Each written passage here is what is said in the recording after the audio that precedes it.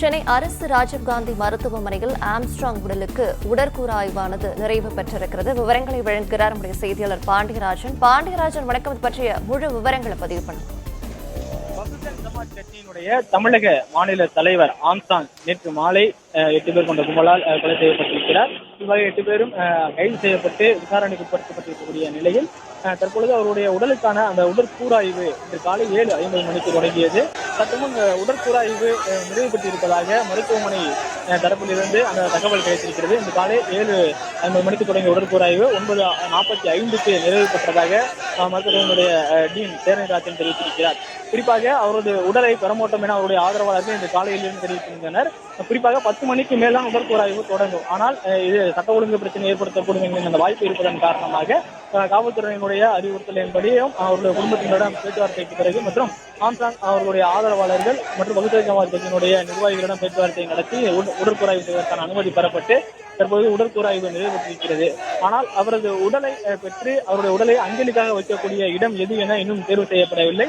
குறிப்பாக பெரம்பூர் பகுதியில் இருக்கக்கூடிய அவரது இல்லம் அருகே இருக்கக்கூடிய அந்த கட்சி அலுவலகத்தில் அவரது உடலை வைத்து அஞ்சலி செலுத்திவிட்டு அங்கேயே அவருக்கான இறுதி நிகழ்வும் அவருக்கான இறுதிக்கட்ட அஞ்சலியும் செலுத்தப்பட்டு அவருக்கான இறுதிச் சடங்கு நடைபெறும் என்கின்ற தகவல் வெளியானது.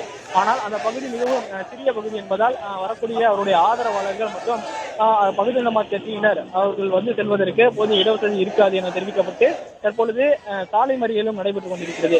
குறிப்பாக உண்மையான குற்றவாளியை கைது செய்ய வேண்டும் எனவும் பொதுவான இடத்தில் அஞ்சலிக்கு வைப்பதற்கான அனுமதியை காவல்துறை வழங்க வேண்டும் எனவும் கூறி பகுஜன் சமாஜ் கட்சியினரும் ஆம்ஸ்ட்ராங் அவருடைய ஆதரவாளர்களும் தற்பொழுது சாலை மறியலில் ஈடுபட்டு வருகின்றனர்.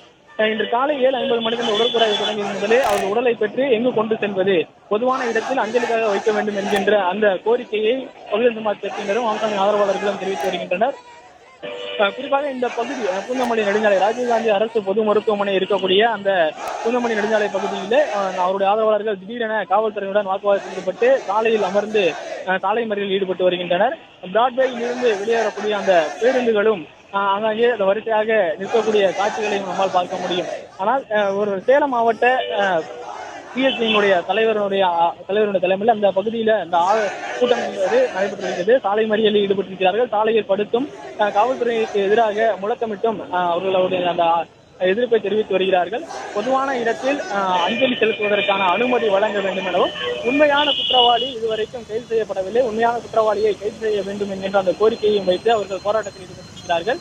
சாலை மறியலில் ஈடுபட்டிருக்கக்கூடிய பிஎஸ்பி கட்சியினருடன் காவல்துறையினர் பேச்சுவார்த்தையில் ஈடுபட்டு வந்தாலும் தற்போது வரைக்கும் சாலை மறியல் என்பது தொடர்ந்து நடைபெற்று வருகிறது.